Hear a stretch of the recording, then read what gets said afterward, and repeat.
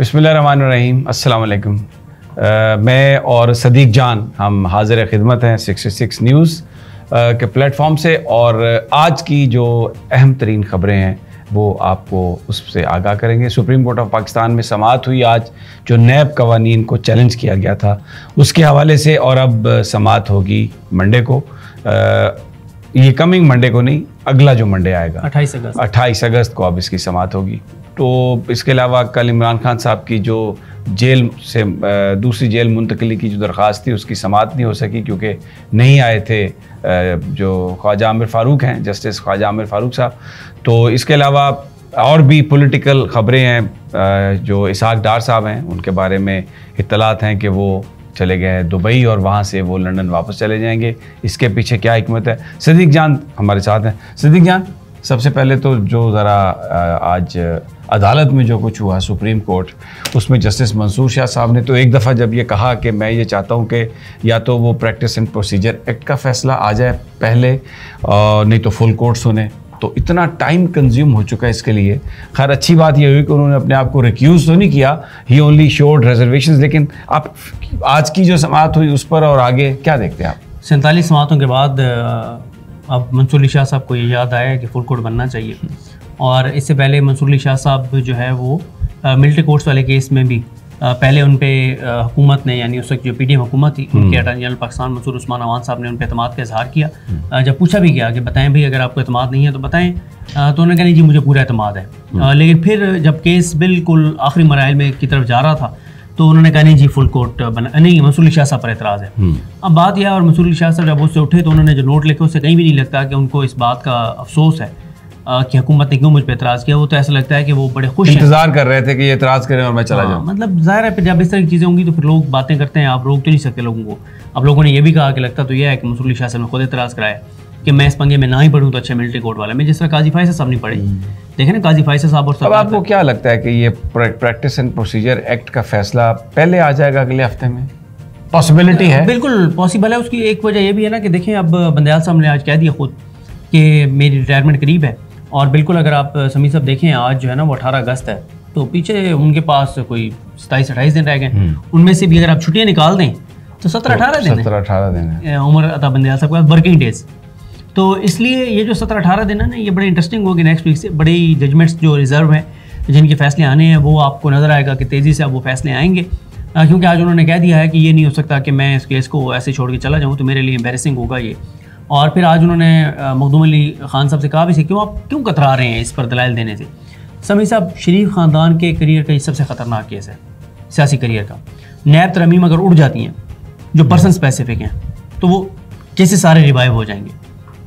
बिल्कुल सारे रिवाइव हो जाएंगे। जो सब खुशियाँ मिठाइयाँ जो हैं ये सारी वापस करनी पड़ जाएंगी। ये जो एनआरओ उन्होंने लिया था ना, जो इनको दिया गया था, वो पूरा का पूरा बर्बाद हो जाएगा इस एक फैसले से।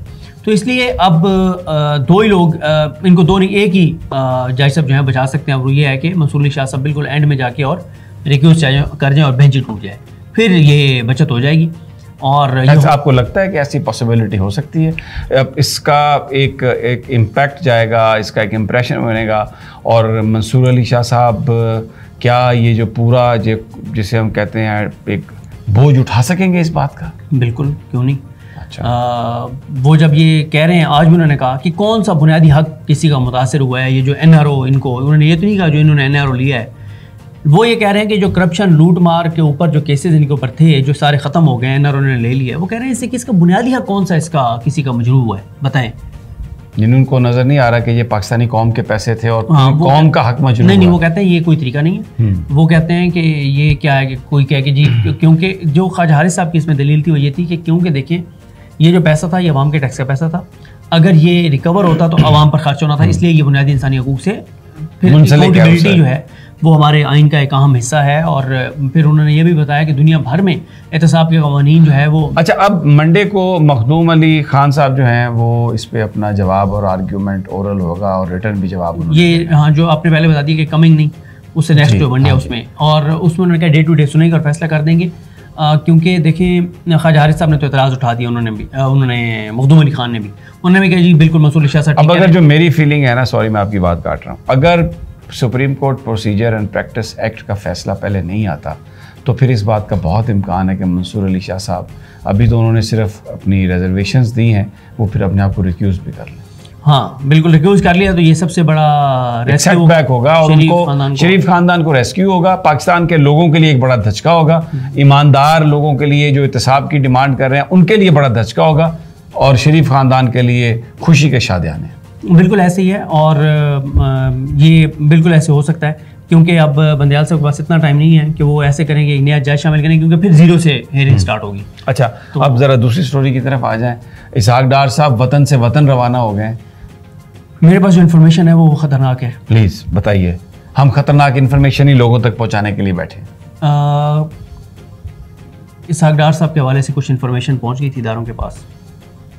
अच्छा, जो इनको प्राइम मिनिस्टर नहीं बनाया गया, उसके बाद जो ये गुफ्तगू करते रहे मुख्तलिफ जगहों पे बैठ के, इसलिए वो सियाने कह गए हैं ना कि दीवारों के भी कान होते हैं। इनके अपने अंदर ऐसे लोग हैं जो मीटिंग्स में बैठ के और रिकॉर्डिंग करते हैं, सुनवाते हैं, लाइव भी सुनवाते हैं, बात भी बताते हैं, सब कुछ करते हैं। और वो एक तो इनकी खातून है जो एयरपोर्ट्स के ज़रिए मोबाइल बाहर रख के आई, एयरपोर्ट्स अंदर ले आई, कॉल कनेक्टेड थी और उन्होंने अंदर आके रख दिए ताकि सुनने वाले जहाँ वो सुन लें। तो इनके अंदर ही लोग हैं। तो उन्होंने जो है जिस तरह की गुफ्तगू की इदारों के बारे में, वो इदारों तक पहुँच गई है, वो फ़ौरन निकले हैं अचानक, और अब वो बाहर से आएंगे दोबारा डील कोई होने के बाद। शहबाज शरीफ जो है वो अगर उनके मामला तय करा देते हैं इदारों के साथ, फिर वो आएंगे, वरना इसहाक डार साहब लंबे चले गए और इसहाक डार साहब ने पाकिस्तान नहीं आना। उसकी वजह यह है कि उनका जो केस था वो भी ख़त्म नहीं हुआ। वो जो 91 गुना उनके एहसास से बढ़ गए थे, उसको ऐसे चेक करना पड़ेगा, क्योंकि वो इतने केसेस, क्योंकि हमने तो बिल्कुल ही फिक्र ही छोड़ दी थी ना इनके केसेस की, या रिपोर्ट करना ही छोड़ दिया था कि एनआरओ मिल गया, ले लिया, ख़त्म हो गया। 1100 अरब के केस थे, और कितने केस थे? हाँ बिल्कुल, 1100 अरब, सैकड़ों केसेस थे। और अब समी साहब हमें दोबारा उनको थोड़ा सा देखना पड़ेगा कौन सा केस कहाँ पे है, किस तरह से है, क्योंकि हो सकता है मुस्तकबिल करीब में दोबारा ये केसेस खुलें अगर सुप्रीम कोर्ट ये फैसला दे देती है, अगर मंसूर अली शाह साहब रेस्क्यू नहीं करते। क्योंकि देखें, इसहाक डार साहब ये समझते हैं कि उनको प्राइम मिनिस्टर बनना था, निया साहब ने उनका नाम दिया था, उनको इदारों ने नहीं बनने दिया, और इसका कसूरवार वो सिर्फ इदारों को नहीं समझते, वो कहते हैं कि शहबाज शरीफ इसमें शामिल है, शहबाज शरीफ ग्रुप भी शामिल है, ख्वाजा आसिफ भी शामिल है, और वो सबसे ज़्यादा जिस पर गुस्से में वो ख्वाजा आसिफ पर है कि इन्होंने मेरा पत्ता काटा है। और ये मैं बता दूँ समी साहब कि चीज़ें जो है ना वो अगर मेरी असेसमेंट है, अब ये मेरी इन्फॉर्मेशन नहीं है, मेरी असेसमेंट ये है कि आज या कल इदारों की जानिब से कन्वे किया जाएगा शरीफ ख़ानदान को कि ये जो आपके लोग चालाकियाँ करते फिर रहे हैं, मुख्तलिफ जगहों पे बैठ के बातें कर रहे हैं, आपके पास 72 घंटे का टाइम है, आखिरी आपके पास टाइम है। अगर इसके बाद हमने सुना कि कहीं बैठ के आपके किसी बंदे ने को बात की है, तो फिर बुरा होगा। और ये भी मैं आपको बताऊँ, ये मैं वैसे इस पर तफसील से बात कर भी चुका हूँ अपनी एक वीडियो में। आज 18 अगस्त बरोज़ जुमा से आपको आपके बहुत से वो दोस्त जो प्रो एस्टेब्लिशमेंट हो गए थे, जो बहुत हमायत कर रहे थे, आज से वो आपको दोबारा एंटी एस्टेब्लिशमेंट होते हुए नजर आएंगे। और आपके वो जितने दोस्त हैं समी साहब जो 90 दिन में इलेक्शन ना होने पर पंजाब और KPK में जस्टिफाई करते थे, जो CCI के फैसलों को जस्टिफाई करते थे, जो कहते थे लंबे समय तक इलेक्शन नहीं होने चाहिए, आज से आपके वो तमाम दोस्त मुतालबा करते हुए नजर आएंगे कि इलेक्शन होना चाहिए। 90 दिन से अगर मामला गया, या इनकी बड़ी ज्यादती हो जाएगी, इनके साथ बड़ा जुल्म हो जाएगा, बड़ी नाइंसाफ़ी हो जाएगी, मुल्क तबाह हो जाएगा, मुल्क बर्बाद हो जाएगा, लंबा सेटअप नहीं आना चाहिए, निगरान का बिना लंबी ना चले। 90 दिन में आज से आपके दोस्त कहेंगे। और ये भी आपको बता दूं कि वो इसलिए नहीं कहेंगे कि वो ये समझते हैं कि 90 दिन में इलेक्शन मुल्क के लिए ज़रूरी है, क्योंकि अब उनको लाइन दी गई है शरीफ खानदान की तरफ से कि प्रेशर डालें। क्यों? वो जो लंबा सेटअप नवाज शरीफ को मंजूर था ना कि साल 1.5 साल इलेक्शन ना हो, वो इस शर्त पे था कि इसहाक डार प्राइम मिनिस्टर होगा निगरान। तो उन्होंने लंबा सेटअप तो बना दिया, लेकिन इसहाक डार साहब को नहीं बनाया। ठीक है, तो अब आपके वो तमाम दोस्त। लेकिन एक बात, अब let's move to the next story, निगरानों की स्टोरी है, काबीना की। इसमें तो बहुत हमें PDM की कंटिन्यूशन नज़र आती है। आप देखें जो एस्टेब्लिशमेंट डिवीजन है, सारी ट्रांसफ़र पोस्टिंग्स वो आहत चीमा साहब के पास है। जी सर। तो मुझे आप बताइए।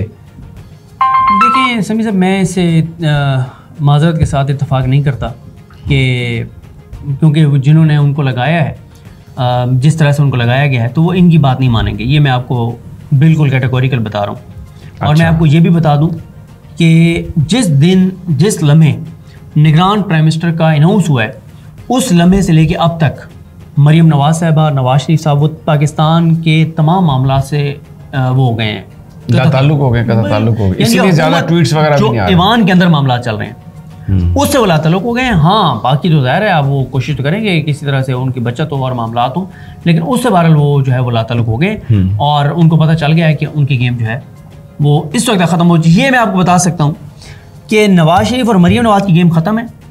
शहबाज की ऑन है? नहीं, वो भी ख़त्म है। शहबाज अब जो नून लीग अगर आएगी इक़्तिदार में तो नून लीग से कोई और प्राइम मिनिस्टर होगा, शहबाज शरीफ प्राइम मिनिस्टर नहीं होंगे। शरीफ खानदान माइनस होगा इक़्तिदार से। अच्छा, इस पे तफसील से भी बात कर लेंगे। Very interesting. तो जो खबरें हैं उसके मुताबिक तो नवाज शरीफ आउट हैं और शहबाज शरीफ इस वक्त लीड कर रहे हैं मुस्लिम लीग नून को, और उसके अंदर उन्होंने ग्रुप्स बना दिए हैं जो ये शायद शरीफ ख़ानदान जो है वो माइनस होता हुआ नज़र आएगा। दूसरी जानिब आज जो सुप्रीम कोर्ट में हुआ वो लगता ये है कि अगले हफ्ते प्रोसीजर एंड प्रैक्टिस एक्ट जो है उसका फ़ैसला, पहले एक इम्कान पैदा हो गया कि वो आ जाए। उसकी 80-90% हेयरिंग उसकी कंप्लीट हो चुकी है, 1-2 हेयरिंग्स की बात है, वो करके सुप्रीम कोर्ट तो उसका फ़ैसला कर सकती है। नहीं तो फिर ये जो बड़ा ये अहम है जो बिल है जो चैलेंज हुआ इसमें सेनेट के इसमें नैब कवानीन के हवाले से, तो अगर इसका फ़ैसला आता है और फ़ैसला ऐसा आता है कि ये बिल वापस हो जाता है, इसको सुप्रीम कोर्ट वॉइड करार दे देती है, तो फिर तो इतने ज़्यादा केस खुल जाएंगे दोबारा। ये जो सारे बरी हुए हैं लोग पीडीएम के, ये सारे के सारे वापस शिकंजे में आ जाएंगे, क्योंकि बहुत सारे ओपन एंड शट केसेस थे लेकिन इन्होंने उनको ख़त्म करवा लिया। और वेरी इंटरेस्टिंग सिनेरियो है। आपको इंशाल्लाह हम ये 66 न्यूज़ से ख़बरें देते रहेंगे, और भी प्रोग्राम्स, तबसरे भी, और दिन के एंड पे रात को एक राउंड अप भी देंगे, उसका बाकायदा टाइम भी अनाउंस कर देंगे इंशाल्लाह। तो इजाज़त दीजिए, अगली वीडियो तक